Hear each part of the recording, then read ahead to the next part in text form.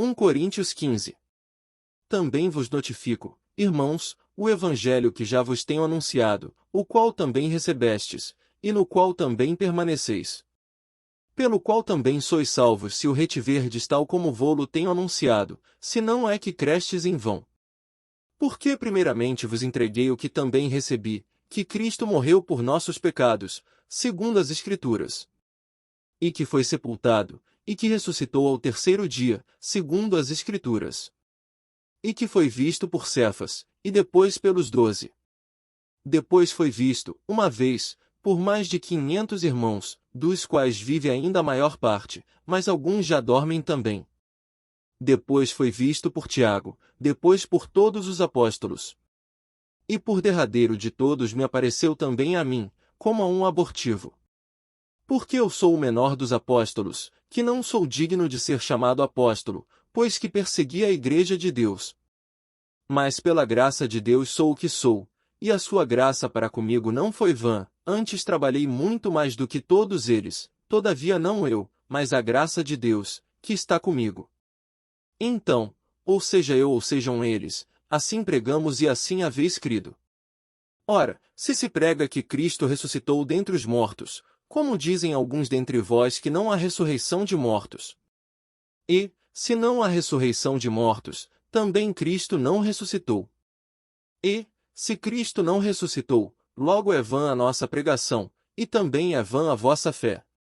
E assim somos também considerados como falsas testemunhas de Deus, pois testificamos de Deus, que ressuscitou a Cristo, ao qual, porém, não ressuscitou, se, na verdade, os mortos não ressuscitam. Porque, se os mortos não ressuscitam, também Cristo não ressuscitou. E, se Cristo não ressuscitou, é vã a vossa fé, e ainda permaneceis nos vossos pecados. E também os que dormiram em Cristo estão perdidos. Se esperamos em Cristo só nesta vida, somos os mais miseráveis de todos os homens. Mas de fato Cristo ressuscitou dentre os mortos, e foi feito as primícias dos que dormem. Porque assim como a morte veio por um homem, também a ressurreição dos mortos veio por um homem. Porque, assim como todos morrem em Adão, assim também todos serão vivificados em Cristo. Mas cada um por sua ordem, Cristo as primícias, depois os que são de Cristo, na sua vinda. Depois virá o fim, quando tiver entregado o reino a Deus, ao Pai, e quando houver aniquilado todo o império, e toda a potestade e força. Porque convém que reine até que haja posto a todos os inimigos debaixo de seus pés. Ora, o último inimigo que há de ser aniquilado é a morte. Porque todas as coisas sujeitou debaixo de seus pés. Mas, quando diz que todas as coisas lhe estão sujeitas, claro está que se excetua aquele que lhe sujeitou todas as coisas. E, quando todas as coisas lhe estiverem sujeitas, então também o mesmo Filho se sujeitará àquele que todas as coisas lhe sujeitou, para que Deus seja tudo em todos. Doutra maneira, que farão os que se batizam pelos mortos, se absolutamente os mortos não ressuscitam? Por que se batizam eles então pelos mortos? Por que estamos nós também a toda hora em perigo? Eu protesto que cada dia morro, gloriando-me em vós, irmãos, por Cristo Jesus nosso Senhor. Se, como homem, combati em Éfeso contra as bestas, que me aproveita isso, se os mortos não ressuscitam? Comamos e bebamos, que amanhã morreremos. Não vos enganeis, as más conversações corrompem os bons costumes. Vigiai justamente e não pequeis, porque alguns ainda não têm o conhecimento de Deus, digo para vergonha vossa. Mas alguém dirá, como ressuscitarão os mortos? E com que corpo virão? Insensato! O que tu semeias não é vivificado, se primeiro não morrer. E, quando semeias, não semeias o corpo que há de nascer, mas o simples grão, como de trigo, ou de outra qualquer semente. Mas Deus dá-lhe o corpo como quer, e a cada semente o seu próprio corpo. Nem toda a carne é uma mesma carne, mas uma é a carne dos homens, e outra a carne dos animais, e outra a dos peixes e outra a das aves. E há corpos celestes e corpos terrestres, mas uma é a glória dos celestes e outra a dos terrestres. Uma é a glória do sol, e outra a glória da lua, e outra glória das estrelas, porque uma estrela difere em glória de outra estrela. Assim também a ressurreição dentre os mortos. Semeia-se o corpo em corrupção, ressuscitará em incorrupção. Semeia-se em ignomínia, ressuscitará em glória. Semeia-se em fraqueza, ressuscitará com vigor. Semeia-se corpo natural, ressuscitará corpo espiritual. Se há corpo natural, há também corpo espiritual. Assim está também escrito: o primeiro homem, Adão, foi feito em alma vivente, o último Adão em espírito vivificante. Mas não é primeiro o espiritual, senão o natural, depois o espiritual.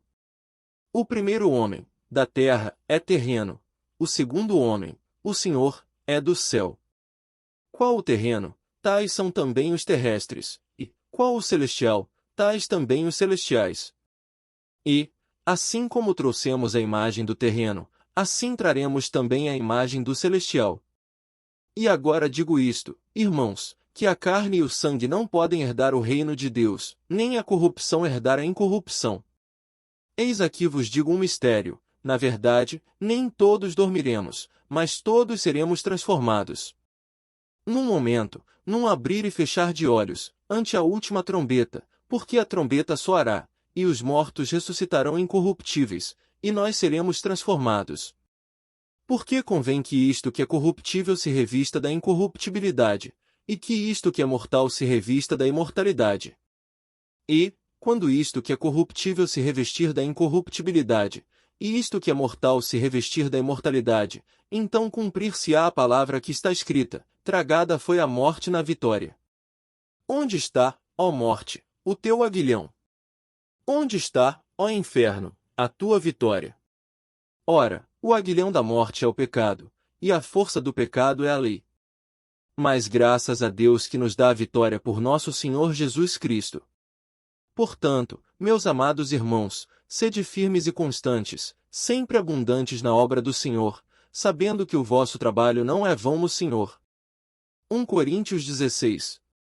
Ora, quanto à coleta que se faz para os santos, fazei vós também o mesmo que ordenei às igrejas da Galácia.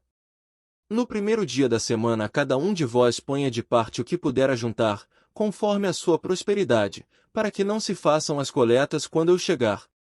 E, quando tiver chegado, mandarei os que por cartas aprovardes, para levar a vossa dádiva a Jerusalém.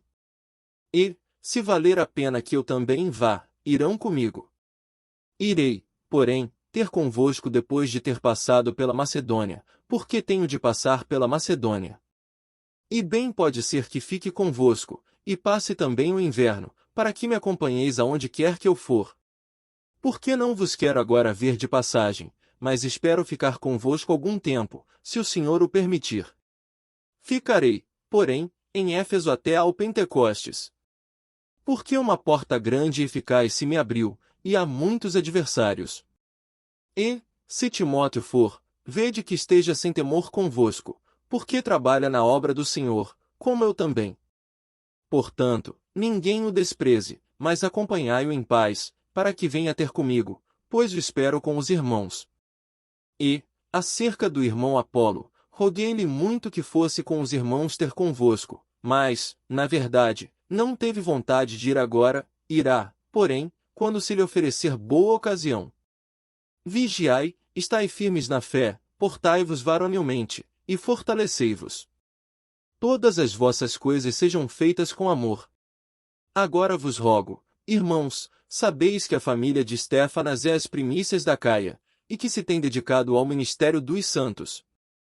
Que também vos sujeiteis aos tais, e a todo aquele que auxilia na obra e trabalha. Folgo, porém, com a vinda de Estéfanas, de Fortunato e de Acaico, porque estes supriram o que da vossa parte me faltava.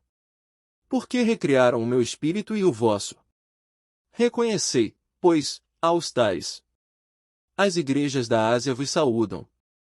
Saúdam-vos afetuosamente no Senhor Áquila e Priscila, com a igreja que está em sua casa. Todos os irmãos vos saúdam. Saudai-vos uns aos outros com um ósculo santo. Saudação da minha própria mão, de Paulo. Se alguém não ama ao Senhor Jesus Cristo, seja anátema. Maranata. A graça do Senhor Jesus Cristo seja convosco. O meu amor seja com todos vós em Cristo Jesus. Amém.